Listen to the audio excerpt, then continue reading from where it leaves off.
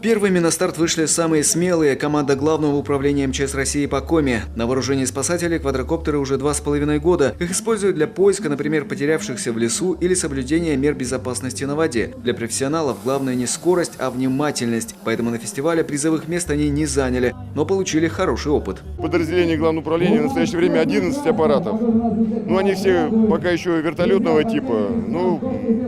Министерство осуществляет закупки. Я думаю, что в ближайшее время получим и летательные аппараты самолетного типа, то есть уже, которые могут проводить поисковые работы на расстоянии до 5-10 километров.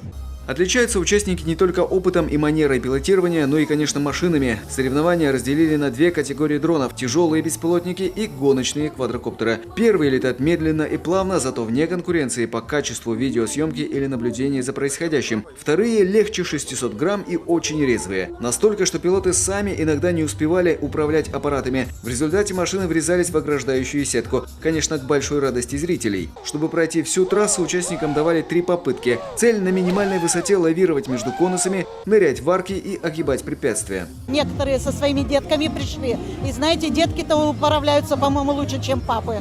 А так это замечательный вид, и надо его развивать. И посмотрите, он нравится абсолютно всем. И взрослые, а посмотрите, а бабушки как смотрят и хлопают. Но самое удивительное, когда аварии, хлопают все громче. Если тяжелые съемочные квадрокоптеры заводского производства, то гоночные виды чаще всего улучшенные. Их собственноручно модернизируют пилоты. Инженер-конструктор Владимир Юнусов из Эжелы со своим дроном, хотя и тоже нелегкого класса, опередил всех своих конкурентов. Пролетел быстрее участников, но умею гораздо быстрее. Еще быстрее? Да, летал на первой скорости еще, на первых расходах. Трасса незнакомая, первый раз на ней. Есть вторая скорость.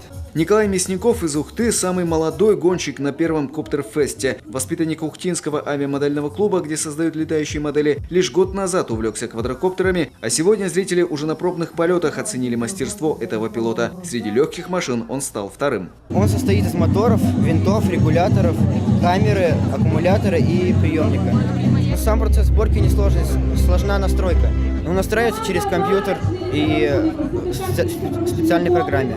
Дрон-рейсер утверждает, нельзя купить готовый гоночный аппарат, как невозможно приобрести и готовый гоночный автомобиль. Его можно только сделать. Готовые только пульт и очки. Камера, моторы, карбоновая рама, батарейки, платы. Необходимые комплектующие заказывают через интернет, собирают и, выражаясь профессиональным языком, прошивают мозги. Чтобы собрать дрона, нужно немало технических знаний, которые энтузиасты постоянно черпают из всемирной паутины, а учиться летать помогают симуляторы.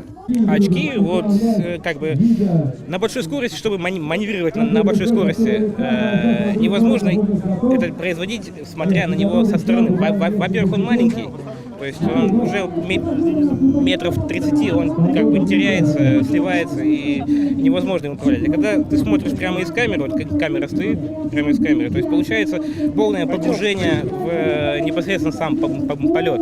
Пилотов квадрокоптеров в Коми пока не так уж и много, особенно готовых к гонкам, а многие только благодаря фестивалю узнали, что где-то рядом живут братья по духу. Конечно, генеральная задача – это чтобы у республики сформировалась своя команда дрон-рейсеров. Мы очень рассчитываем на участие в этих соревнованиях на федеральном и международном уровне.